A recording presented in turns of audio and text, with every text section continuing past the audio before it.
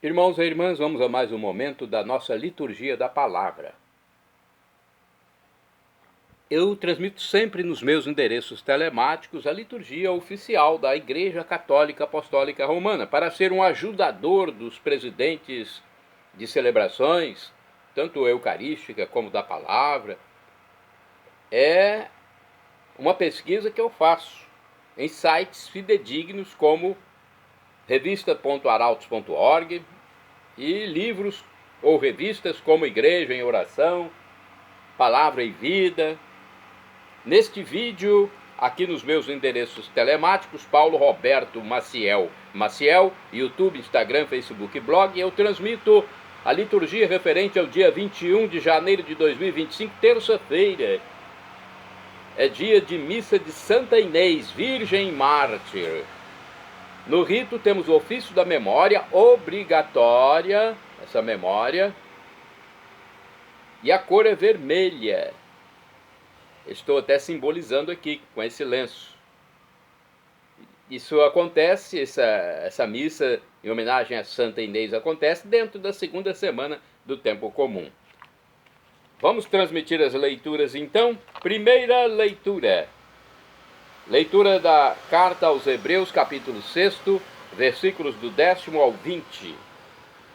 Irmãos, Deus não é injusto para esquecer aquilo que estais fazendo e a caridade que demonstrastes em seu nome, servindo e continuando a servir os santos.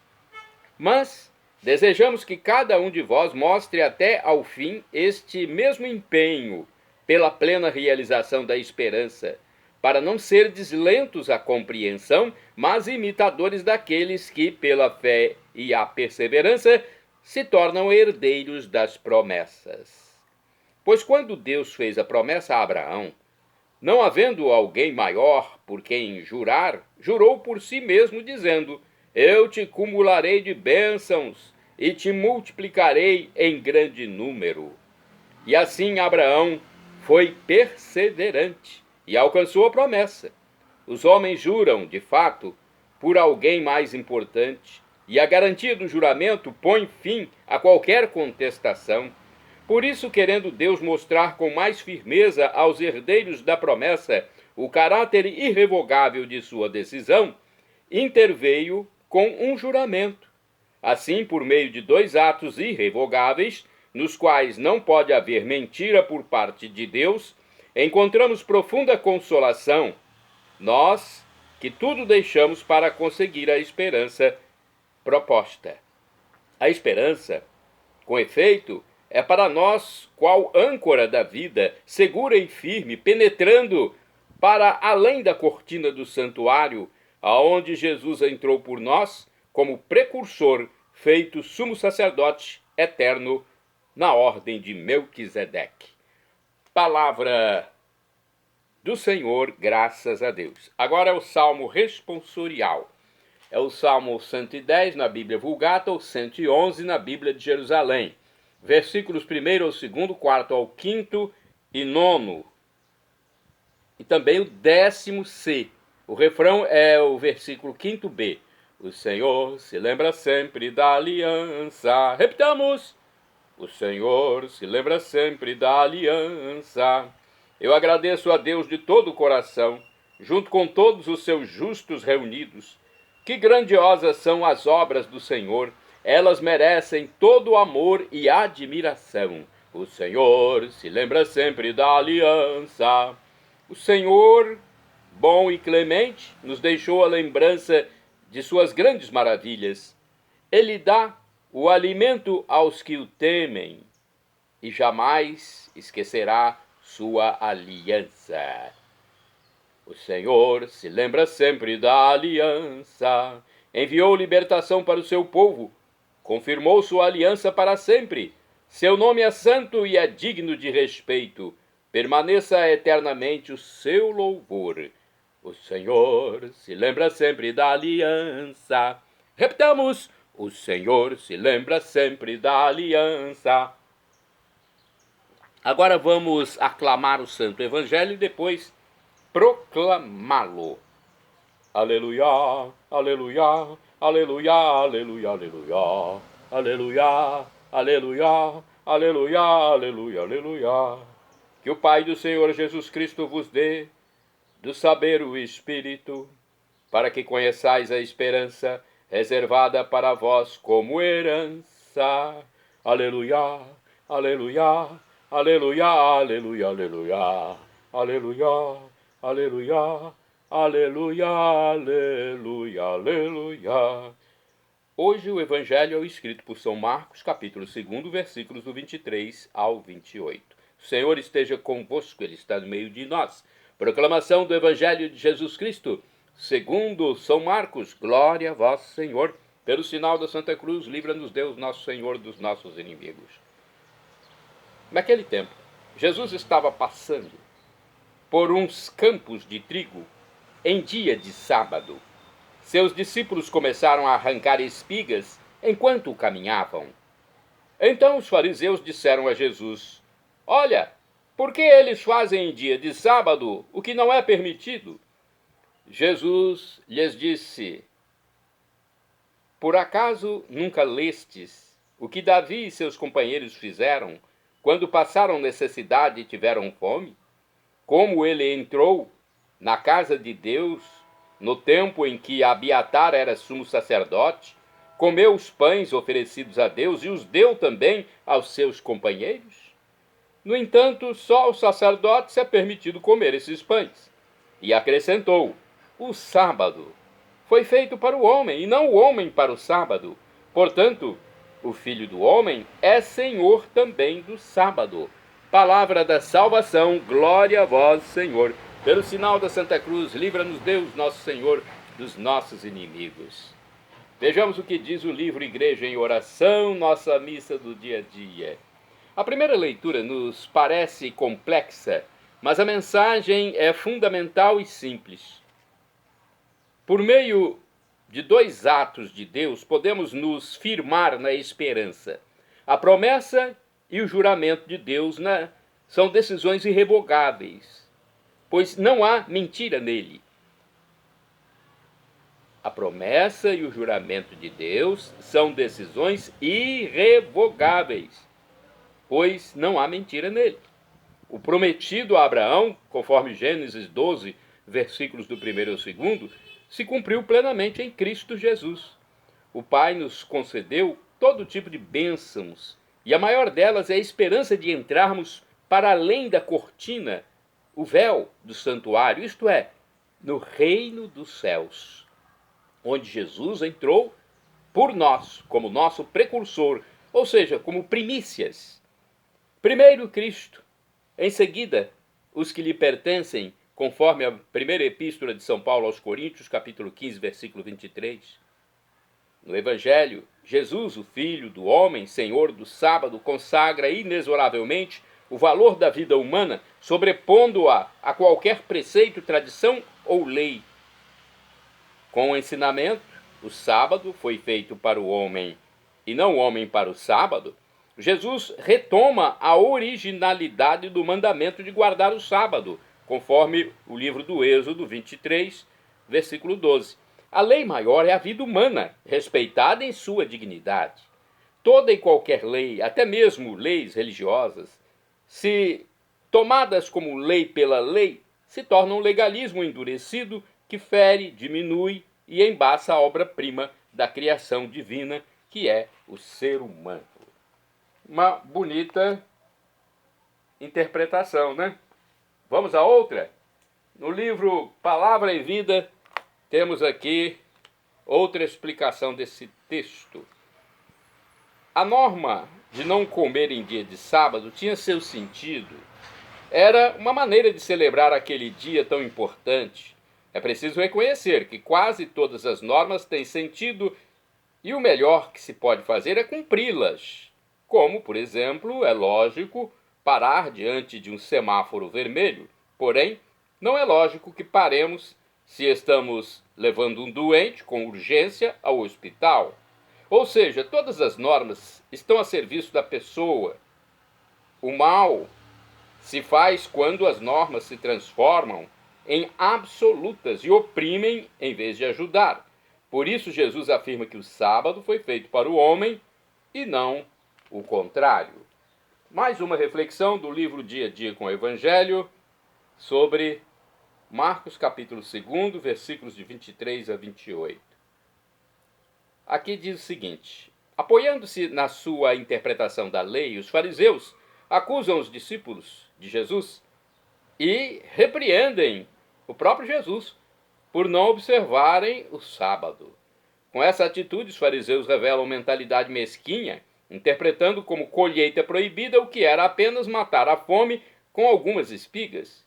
Jesus responde citando um fato bíblico do rei ilustre Davi, fato que mostra o seguinte: em caso de necessidade, suspende-se a obrigação da lei. Deus instituiu o repouso sabático para que a pessoa tivesse um dia de repouso e, portanto, de paz e alegria. Com o episódio, aprendemos que não se deve ser mesquinho na interpretação das leis, mas colocá-las a serviço de Deus e do próximo. Ao dizer o Filho do Homem é Senhor também do sábado, Jesus mostra que tem poder não só para explicar a lei, mas também para interpretá-la. Agora vamos aos santos do dia. A missa deste dia, ou a celebração da palavra, devem ser em homenagem a Santa Inês, virgem e mártir, santa do dia 21 de janeiro. Ela é dos séculos III e IV. Sofreu o martírio em Roma por volta do ano 304, tendo apenas 12 anos de idade, no meio de terríveis tormentos. Olha, vamos saber um pouco mais de acordo com o site do Vaticano? Entre as primeiras mártires da era cristã, Inês é uma das santas mais populares na tradição da Igreja. Sacrificou sua vida com 13 anos durante as perseguições do IV século, por não renegar a Cristo. Venerada nos séculos como ícone de pureza, Santa Inês é celebrada pela Igreja em 21 de janeiro. O nome Inês em grego significa pura e casta. Para os historiadores, isto significa um sobrenome que identifica Santa Inês, uma das mártires mais veneradas pela Igreja. Transcorria o ano 304, ápice da ferocidade anticristã, por ordem do imperador Diocleciano. No entanto, alguns estudiosos situam este acontecimento durante a perseguição de Valeriano, 40 anos antes. Sobre Inês, não se sabe muita coisa, exceto a paixão de seu martírio, cujas notícias nem sempre são unívocas. Estão disseminadas em vários documentos posteriores à sua morte. Ódio e graça. A tradição fala de um amor não correspondido do filho do prefeito de Roma por Inês, que, com apenas 13 anos, não quis aceitar a proposta do nobre. Na verdade, a jovem havia feito o voto de castidade por Cristo Jesus. Quando o prefeito foi informado sobre a sua consagração, desencadeou sua vingança. Meu Deus do céu. Um sofrimento para uma menina, hein? Uma mocinha. Ele disse que Inês devia entrar no círculo das vestais, que oferecia um culto à deusa protetora de Roma. Inês recusou-se e a vingança tornou-se mais cruel ainda. Passou do templo ao prostíbulo, sendo exposta na Praça Navona, entre as demais prostitutas. As narrações hagiográficas dizem que Inês, em virtude de uma proteção especial, conseguiu também, naquela situação, manter a sua pureza.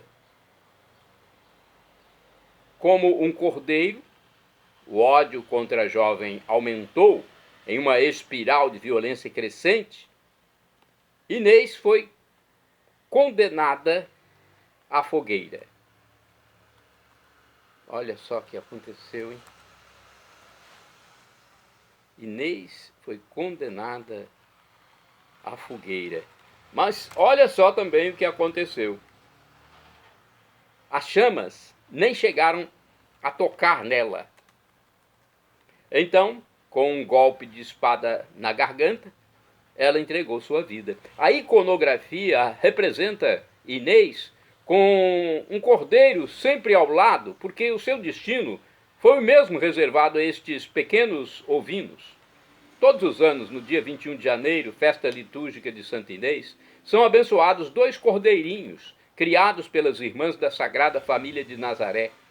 Com sua lã, as irmãs confeccionam os sagrados palhos que o Papa impõe sobre os novos arcebispos metropolitanos. E isso acontece, essa imposição, no dia 29 de junho, dia de São Pedro e São Paulo. Virtudes superiores à natureza. Vamos saber um pouco mais do que se trata aqui no site do Vaticano. Os restos mortais de Santa Inês encontram-se numa urna de prata, a pedido do Papa Paulo V, na basílica a ela dedicada na Via Nomentana, em Roma. A basílica foi construída por desejo da princesa Constantina, filha do imperador Constantino I, sobre a catacumba na qual foi sepultado seu corpo. Santo Ambrósio escreveu sobre Santa Inês dizendo o seguinte: a sua consagração superava a sua idade, suas virtudes superavam a própria natureza. Assim, seu nome parece ter sido uma escolha humana. Deixa eu entender bem aqui. Assim, seu nome parece ter sido uma escolha humana, mas uma profecia do seu martírio, uma antecipação do que ela devia ser. Santa Inês, rogai por nós, uma santa adolescente, né? Santa Inês, rogai por nós, vós que estáis junto de Deus. Rogai por mim. Obrigado. 21 de janeiro é dia de Santo Epifânio, bispo, faleceu em 496.